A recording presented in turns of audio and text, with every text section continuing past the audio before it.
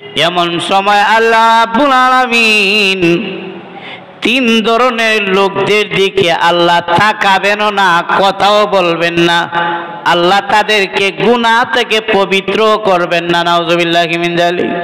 এর মধ্যে এক প্রকার হলো বৃদ্ধ জিনাকারী, যেরকম না, নাউযুবিল্লাহ।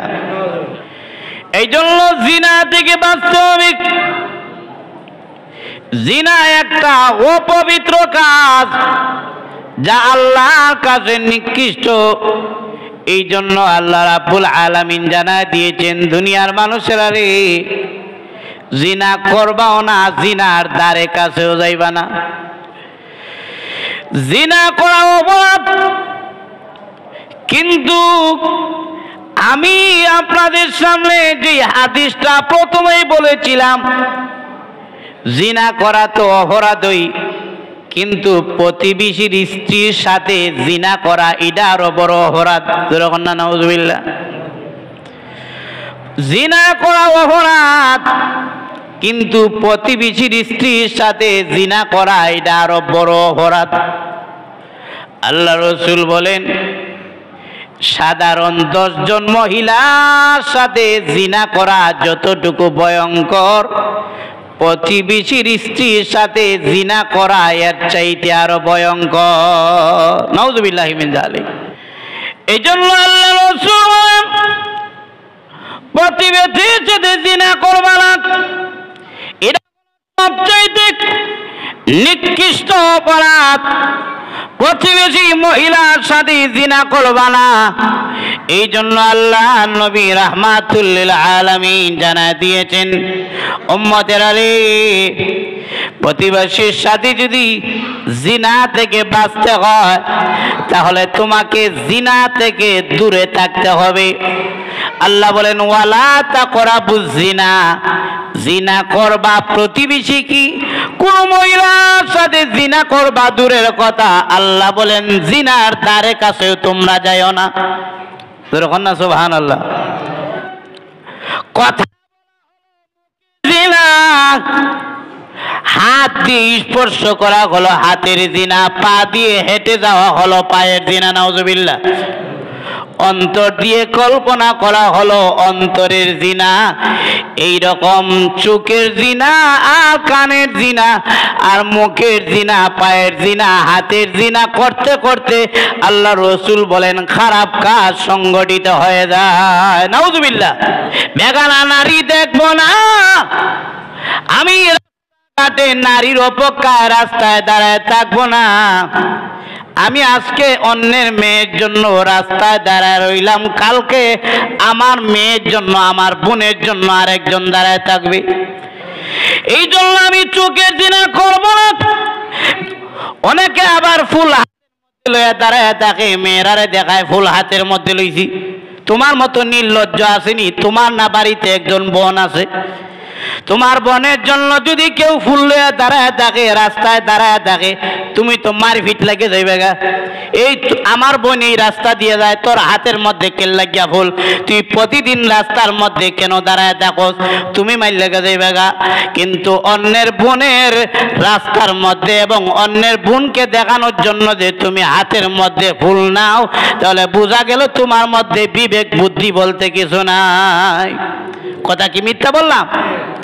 না, কথা মিথ্যা বললাম? আমি যেমন অন্যের স্ত্রী দেখা আমার জন্য হারাম, অন্যের বোন যেমন হারাম, অন্য লোকে তো আমার বোন আমার স্ত্রী দেখা হারাম।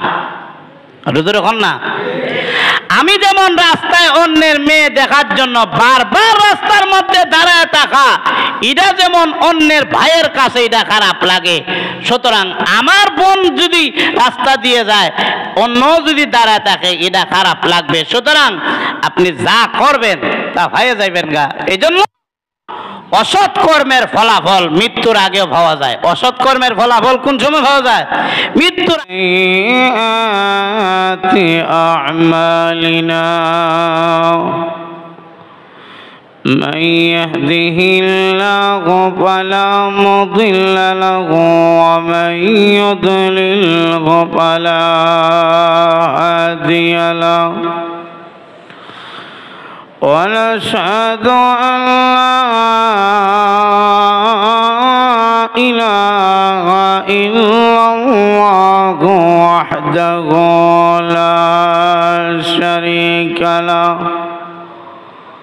ونشهد أن سيدنا وسندنا وحبيبنا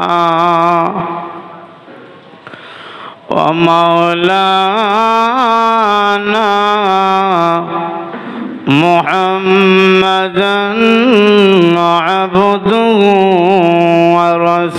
ورسوله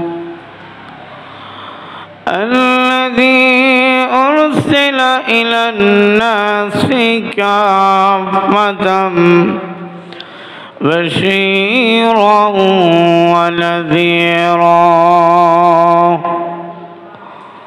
وداعيا إلى الله بإذنه وسراجا منيرا أما بعد فقد قال الله تعالى في كلامه المجيد والفرقان الحميد أعوذ بالله من الشيطان الرجيم بسم الله الرحمن الرحيم ولا تقربوا الزنا إنه كان فاحشة وساء سبيلا صدق الله العظيم গুনাহের মধ্যে ছোট বড় গুনাহ আছে যেমন সবচেয়ে বড় গুনাহ হলো শিরিক আল্লাহর সাথে শরীক করা এটা হলো সবচেয়ে বড় গুনাহ এই শিরিক গুনাহ করলে আল্লাহ পাক তার জন্য জান্নাত হারাম করে দেন যারা শিরিক গুনাহ করে নাউজুবিল্লাহি মিন যালিক আল্লাহ পাক বলেন ومن يشرك بالله فقد حرم الله عليه الجنة ومأواه النار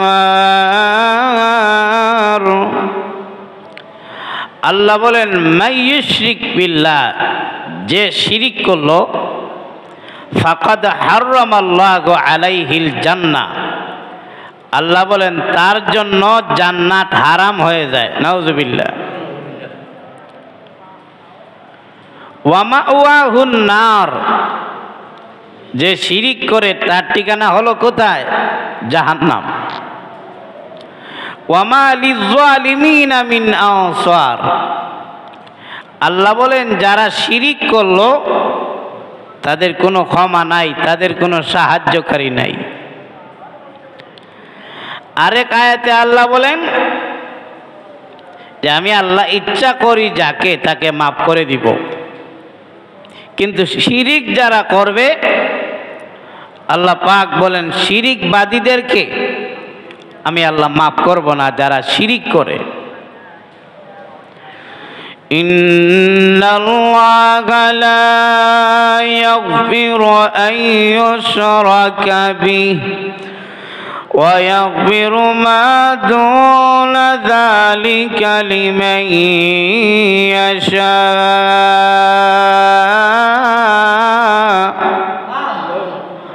আল্লাহ বলেন যে ইন্নাল্লাহা লা ইয়াগফিরু আন ইউশরাকা বিহি কথাটা বুঝেন আল্লাহ বলেন নিশ্চয় যারা শিরিক করবে, আল্লাহ পাক বলেন ইন্নাল্লাহা লা ইয়াগফিরু, নিশ্চয় আল্লাহ মাফ করে দিতে পারেন। বান্দা যে কোনো গুনাহ করে আল্লাহ মাফ করে দিবেন, কিন্তু আল্লাহ বলেন শিরিক যে করবে আমি আল্লাহ তাকে মাফ করব না। নাউজুবিল্লাহি মিন যালিক। শুধু তা না, শিরিক যারা করবে তারা আল্লাহর সাক্ষাৎ পাবে না। নাউজুবিল্লাহ। যারা শিরিক করবে তারা কার সাক্ষাৎ পাবে না? আল্লাহর সাক্ষাৎ পাবে না, আল্লাহর দিদার পাবে না। ফামান কানা ইয়ারজু লিকা রাব্বিহি ফালইআমাল আমালান সালিহা ওয়ালা ইউশরিক বিইবাদাতি রাব্বিহি আহাদা। শিরিক যারা করবে এদের জীবনের আমল বরবাদ, এদের ঈমানই নাই। আল্লাহ পাক বলেন এরা আমি আল্লাহর সাক্ষাতের আশা রাখতে পারে না। সোজা কথা, শিরিক যারা করবে এরা আল্লাহর মোলাকাত পাবে না, আল্লাহর সাক্ষাৎ পাবে না। আল্লাহ পাক নবীজিকে আল্লাহর পরে যেই নবীর মর্যাদা, আমার আপনার নবীকে আল্লাহ ধমকি দিচ্ছেন, ওয়ালাকাদ উহিয়া ইলাইকা ওয়া ইলাল্লাযীনা মিন ক্বাবলিক লাইন আশরাকতা লায়াহবাতান্না আমালুক ওয়া লাতাকুনান্না মিনাল খাসিরিন। আল্লাহ বলেন হে নবী, আপনার উপরে এই নির্দেশ, এমনকি পূর্ববর্তী নবীগণের উপরেও আমি আল্লাহর এই নির্দেশ ছিল। কি নির্দেশ ছিল? নির্দেশটা হলো আল্লাহ বলেন পূর্ববর্তীগণের প্রতিও আমি আল্লাহর নির্দেশ, আপনি নবীর প্রতিও আমি আল্লাহর নির্দেশ হলো যদি আপনিও শিরিক করেন আমি আল্লাহ আপনার আমলকে বরবাদ করে দিব। নাউজুবিল্লাহি মিন যালিক। আপনিও ক্ষতিগ্রস্তদের মধ্যে একজন হয়ে যাবেন। তাহলে গুনাহের মধ্যে ছোট বড় আছে, গুনাহের মধ্যে কি আছে? ছোট বড় আছে। সবচাইতে বড় গুনাহ আল্লাহর সাথে শিরিক করা, এটা হলো সবচাইতে বড় গুনাহ। সবাই বলেন সবচাইতে বড় গুনাহ কি? শিরিক গুনাহ, আল্লাহর সাথে কাউকে শরীক বানানো। অর্থাৎ মনে করা যে আল্লাহ একজন আছেন, আল্লাহ যেমন একজন, আল্লাহর সাথে আরো একজন আছেন। অথবা আল্লাহকে আল্লাহর ক্ষমতার ব্যাপারে অক্ষম মনে করা, এগুলো কি? শিরিক। অথবা আল্লাহর যেই ক্ষমতা বান্দার ওই ক্ষমতা আছে, এটা বিশ্বাস করা হলো শিরিক। এইভাবে অনেক গুনাহ আছে যেগুলো শিরিক। শিরিক হলো সবচাইতে বড় গুনাহ। এক সাহাবী আব্দুল্লাহ ইবনে আব্বাস রাদিয়াল্লাহু তাআলা আনহু উনি বর্ণনা করেন, নবীজির কাছে এক লোক এসে প্রশ্ন করল, আইয়ুয যামবি আকবারু ইনদাল্লাহ, ওগো আল্লাহর নবী সবচাইতে বড় গুনাহ কোনটি? প্রশ্ন কি করছে? সবচাইতে বড় গুনাহ কোনটি? রাসূল বললেন, আন তাদউ লিল্লাহি নিদ্দান ওয়া হুয়া খালাকাত। সবচাইতে বড় গুনাহ হলো যে আল্লাহ তাকে বানাইছেন সে এই আল্লাহকে বাদ দিয়া অন্যরে ডাকে, এটা হলো শিরিক গুনাহ, সবচাইতে বড় গুনাহ। নাউজুবিল্লাহি মিন যালিক। সবচাইতে বড় গুনাহ কোনটি? শিরিক গুনাহ। অর্থাৎ বানাইছেন যেই আল্লাহ, সেই আল্লাহরে না ডাকিয়া কারে ডাকে? অন্য কাউরে ডাকে, মূর্তিরে ডাকে, আগুনের পূজা করে, গাছের পূজা করে, লিঙ্গের পূজা করে, বিভিন্ন পূজা আছে, এখানে গিয়া আল্লাহরে বাদ দিয়া অন্যরে ডাক দেয়। এলা কাজটা করলো কি? শিরিক। আল্লাহকে বাদ দিয়া অন্যকে ডাকা, এটা হলো শিরিক। শিরিক গুনাহ হলো সবচেয়ে বড় গুনাহ।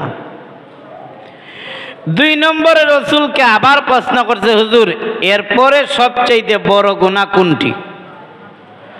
রাসূল বললেন, আন তাকতুলা ওয়ালাদাকা মাখাফাতা আইয়াতাআমা মাআকা।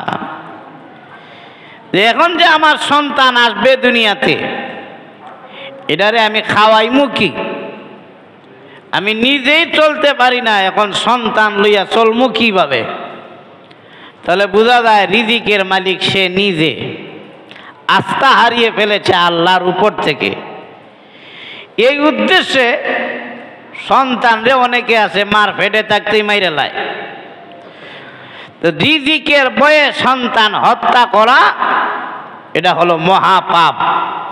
শিরিকের পরে বড় পাপ হলো রিজিকের ভয়ে সন্তান হত্যা করা। 3 নম্বর, ওই 3 নম্বর বিষয়টা আমার তেলাওয়াতকৃত আয়াতের মধ্যে যেই আয়াতটা আপনাদের সামনে তুলে ধরেছি, আল্লাহ তাআলা তুলে ধরছেন। আল্লাহ পাক বলেন, ওয়ালা তাকরাবুজ জিনা ইন্নাহু কানা ফাহিশা ওয়া সাআ সাবিলা।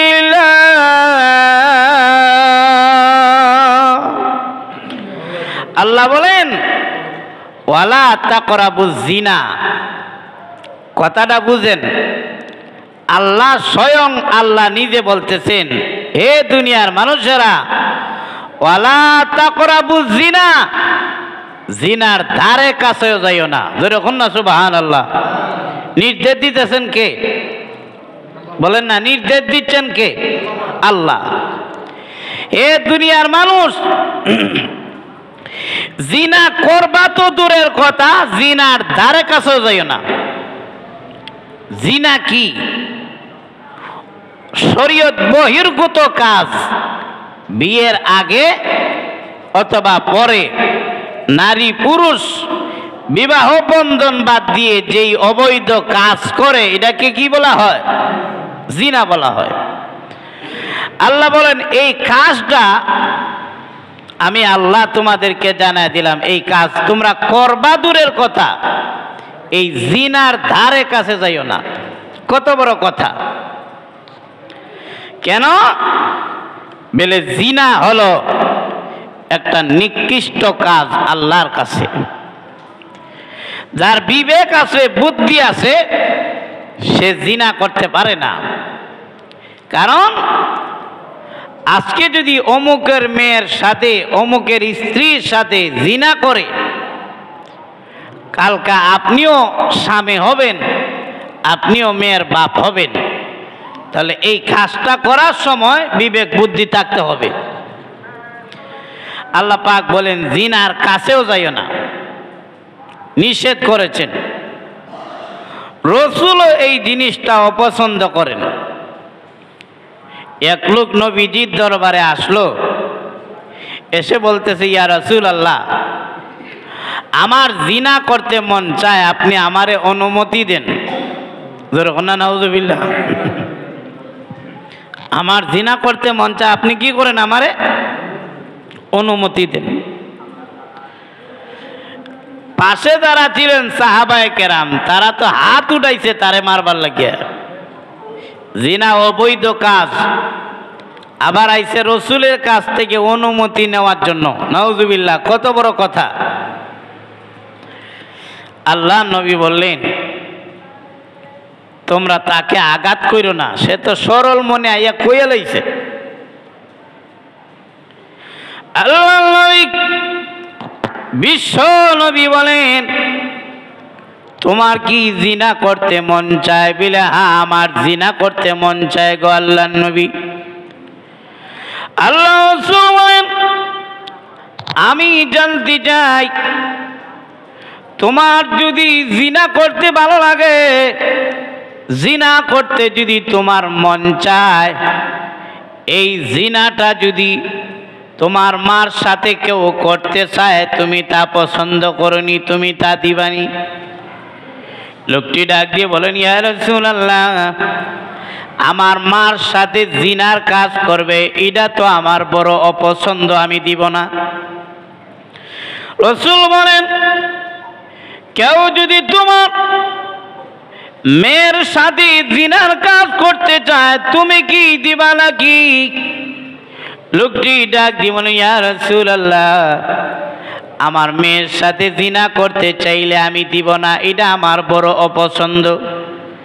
রাসূল বলেন, কেউ যদি তোমার বোনের সাথে জিনার কাজ করতে চায়, তুমি দিবানি? ইয়া রাসূলুল্লাহ, আমার বোনের সাথে জিনা করতে আমি দিব না, এটা বড় আমার অপছন্দ লাগে। আল্লাহ রাসূল বলেন, তোমার স্ত্রীর সাথে যদি কেউ জিনা করতে চায়, তুমি তা দিবানি? বলে না, তা দিব না, কারণ এই কাজটা আমার বড় অপছন্দ লাগে। আল্লাহ রাসূল বলেন, ও সাহাবী, এই দুনিয়ার যত মহিলা আছে, সব মহিলাগুলো চার ভাবে বিভক্ত। হয়তো কারো মা, হয়তো কারো বোন, হয়তো কারো মেয়ে, হয়তো বা কারো স্ত্রী। তোমার নিজের আত্মীয় স্বজনের সাথে যদি কেউ জিনা করলে খারাপ লাগে তোমার, অন্যের মেয়ে, অন্যের স্ত্রী, অন্যের বোন, অন্যের মায়ের সাথে যে তুমি জিনা করবা, তাদের আত্মীয় স্বজনেরও তো খারাপ লাগবে। ধরুন না, সুবহানাল্লাহ। তোমার যেমন তোমার স্ত্রীর সাথে জিনা করলে, তোমার বোনের সাথে জিনা করলে, তোমার মেয়ের সাথে জিনা করলে, তোমার মার সাথে জিনা করলে কেউ যদি করে, এটা তোমার খারাপ লাগে, তুমি যে অন্যের বোনের সাথে, অন্যের মায়ের সাথে, অন্যের আত্মীয় স্বজনের সাথে জিনা করবা, তাদের আত্মীয় স্বজনের কি খারাপ লাগবে না? এটা যখন না লাগবে না? কত সুন্দর রাসূল বুঝাই দিয়েছেন। এমনি চোখের পানি দিয়েছেন,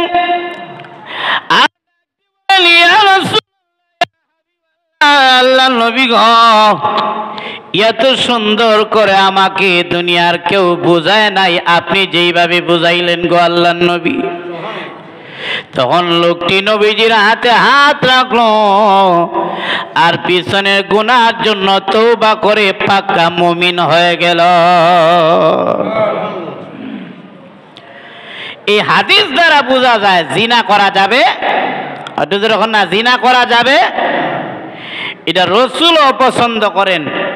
ইসলাম নিষিদ্ধ কাজ জিনা করা। তো যারা নাকি জিনা করবে, কিয়ামতের দিন আল্লাহ তাআলা তাদের দিকে নেক নজরে তাকাইবেন না। জোরে এখন না, নাউজুবিল্লাহ।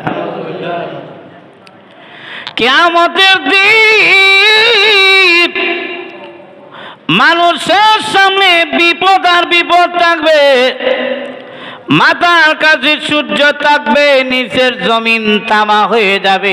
এমন সময় সবার বিচার হবে।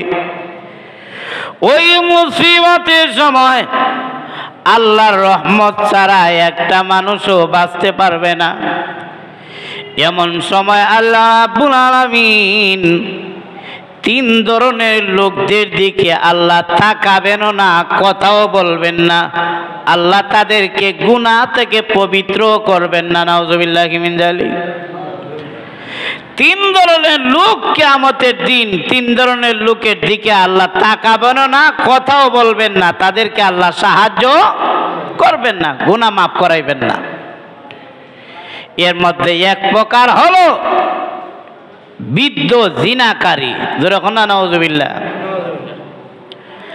বুড়া হইছে কিন্তু খাসলত বদলাইছে না, এইরকম জিনাকারী বুড়া লোকের দিকে হাসরের ময়দানে আল্লাহ তাকাইবেনও না, কথাও বলবেন না, তাকে গুনাহ থেকে পবিত্র করবেন না।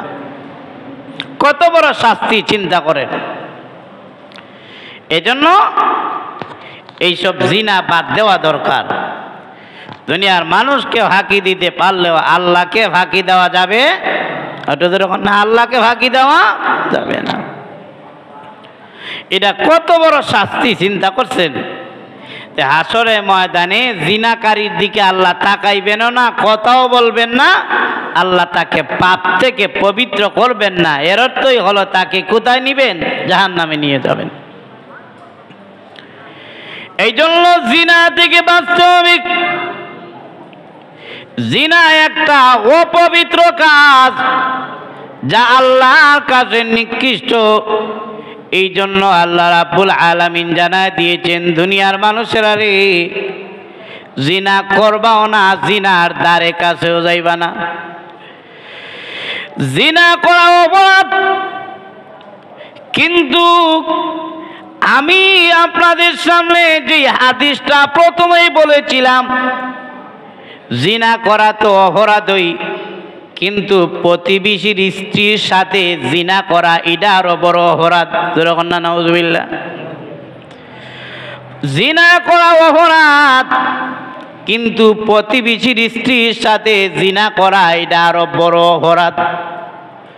আল্লাহ রসুল বলেন, সাধারণ 10 জন মহিলার সাথে জিনা করা যতটুকু ভয়ঙ্কর, প্রতিবেশীর স্ত্রীর সাথে জিনা করা এর চাইতে আরো ভয়ঙ্কর। নাউযুবিল্লাহি মিন যালিক।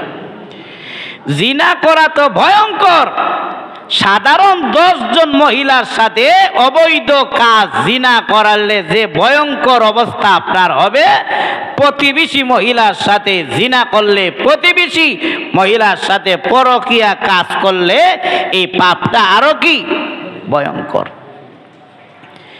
এই কাজটাকে রসুল বলেছেন সবচেয়ে বড় গুনাহ, প্রতিবেশীর স্ত্রীর সাথে জিনা করা। অথচ উচিত ছিল কি, প্রতিবেশীর স্ত্রী, সমাজের যত মানুষ আছে তাদের গার্ডিয়ান হওয়া, তাদেরকে হেফাজতে রাখা, তাদেরকে সংশোধন করা।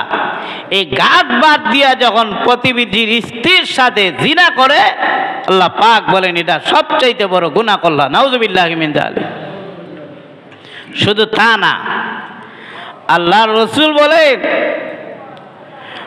যেই মহিলার স্বামী বিদেশ, মনে করেন যেই মহিলার স্বামী এলাকার মধ্যে নাই, কাজে গেছে বিদেশে, অথবা কাজে গেছে চিটাগাং অথবা ঢাকা গেছে কাজে, আল্লাহ রসুল বলেন এই মহিলার বিছনার মধ্যে গিয়া যে বইল, কিয়ামতের দিন বিষাক্ত সাপ তাকে দৌড়াবে। নাউযুবিল্লাহি মিন যালিক।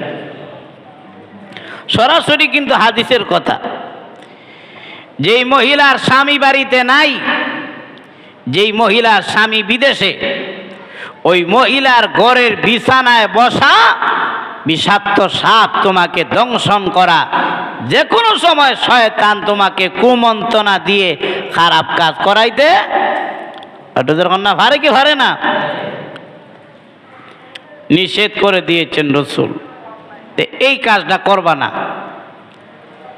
ওই মহিলা স্বামী বিদেশে চলে গেছে, স্ত্রীর মায়া ত্যাগ করে, বাচ্চার মায়া ত্যাগ করে, মা বাবার মায়া ত্যাগ করে, দুঃখে কষ্টে রুজি রোজগার করে টাকা পাঠাচ্ছে, আর হে বেটা দূরই আছে, আর তুমি মাঝখানে গিয়া ওই মহিলার সাথে ইটিস পিটিস করো।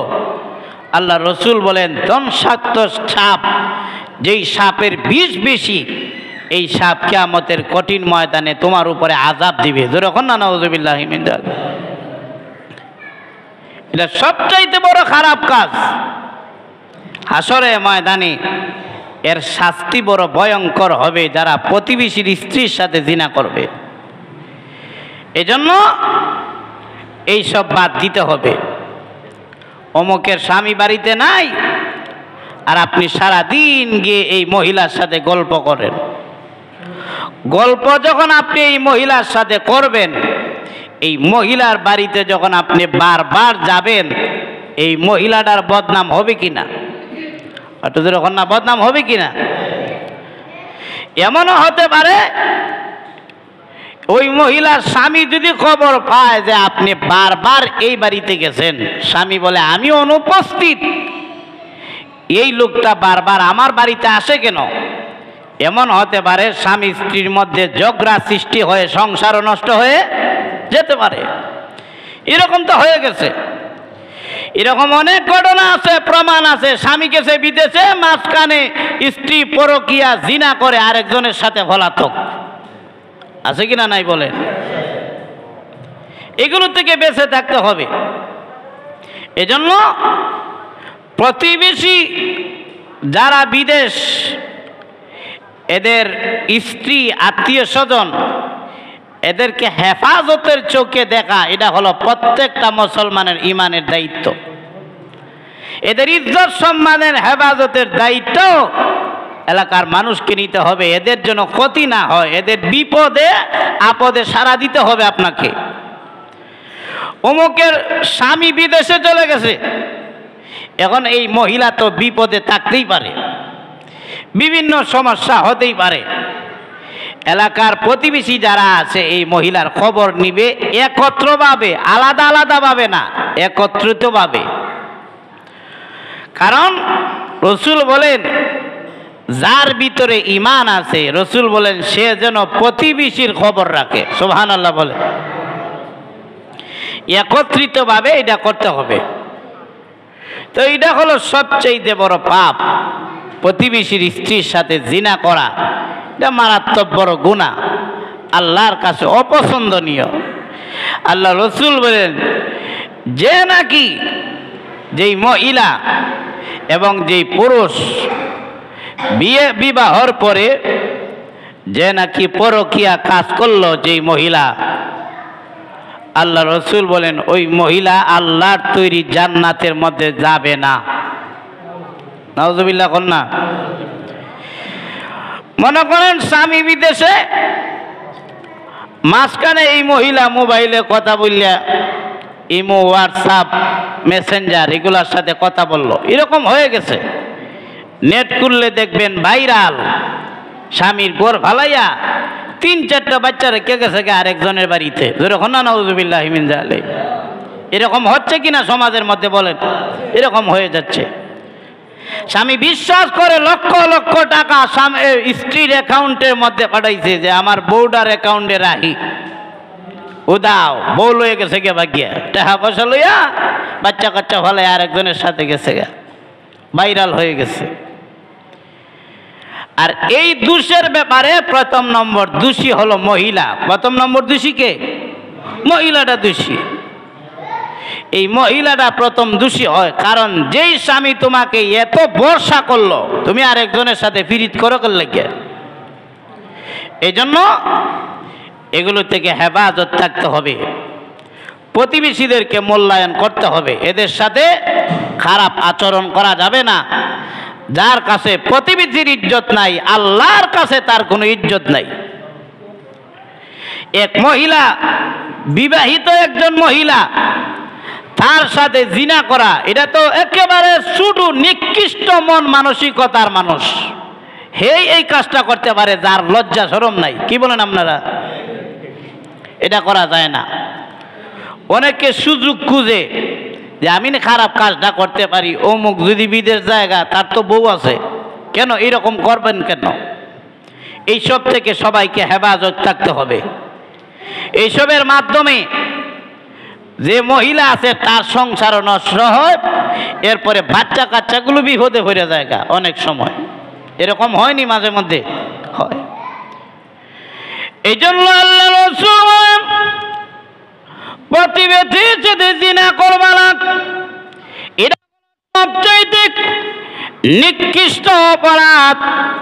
প্রতিবেশী মহিলার সাথে জিনা করবা না।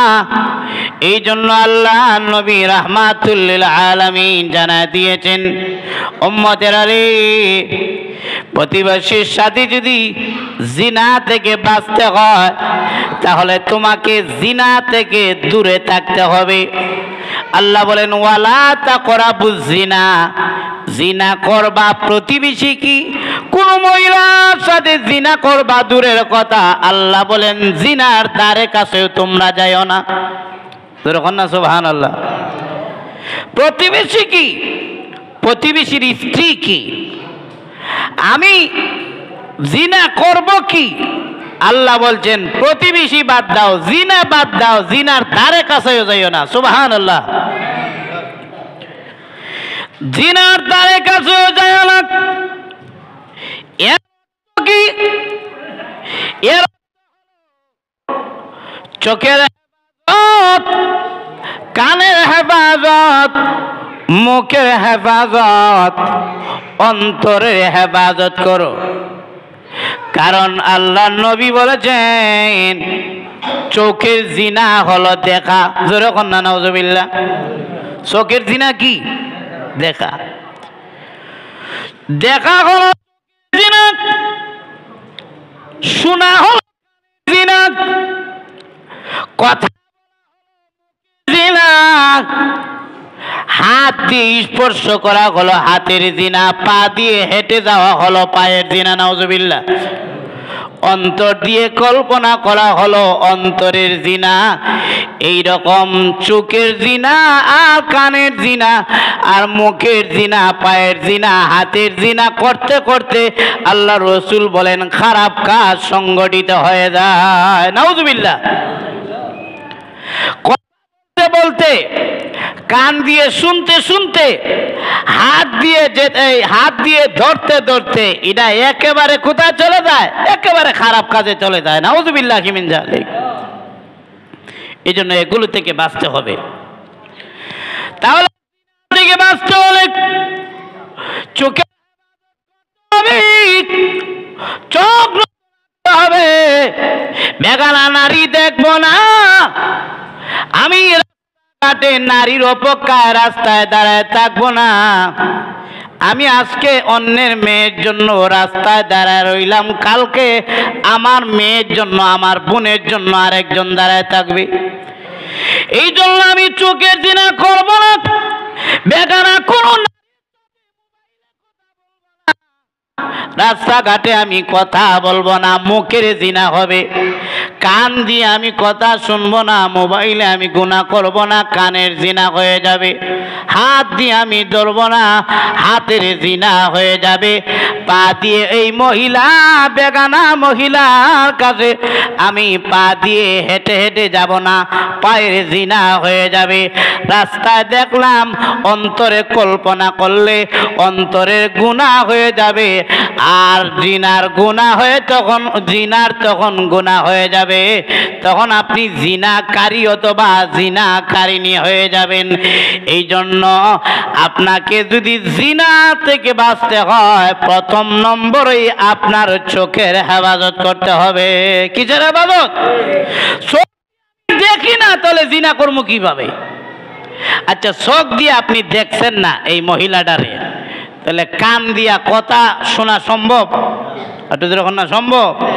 চোখ দিয়ে দেখলেন না, তার জন্য কি রাস্তায় হেঁটে হেঁটে যাওয়া সম্ভব? কেন? বলে আমি তো দেখি নাই, কার জন্য হেঁটে যাইবো আমি?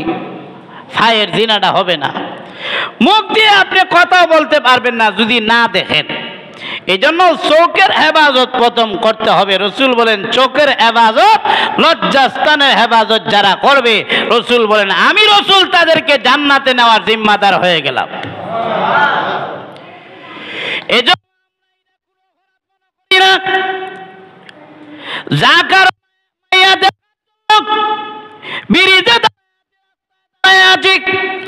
অনেকে আবার ফুল লইয়া দাঁড়ায় তাকে মেয়েরারে দেখায় ফুল হাতের মধ্যে লইছি। তোমার মতো নির্লজ্জ আসেনি? তোমার না বাড়িতে একজন বোন আছে, তোমার বোনের জন্য যদি কেউ ফুল লইয়া দাঁড়ায় থাকে, রাস্তায় দাঁড়ায় থাকে, তুমি তো মারপিট লাগে যাইবে গা। এই আমার বোন এই রাস্তা দিয়ে যায়, তোর হাতের মধ্যে কেল লাগিয়া ফুল, তুই প্রতিদিন রাস্তার মধ্যে কেন দাঁড়ায় থাকো? তুমি মাইর লেগে যাইবে গা। কিন্তু অন্যের বোনের রাস্তার মধ্যে এবং অন্যের বোনকে দেখানোর জন্য যে তুমি হাতের মধ্যে ফুল নাও, তাহলে বোঝা গেল তোমার মধ্যে বিবেক বুদ্ধি বলতে কিছু নাই। কথা কি মিথ্যা বললাম? না, কথা মিথ্যা বললাম? আমি যেমন অন্যের স্ত্রী দেখা আমার জন্য হারাম, অন্যের বোন যেমন হারাম, অন্য লোকে তো আমার বোন আমার স্ত্রী দেখা হারাম।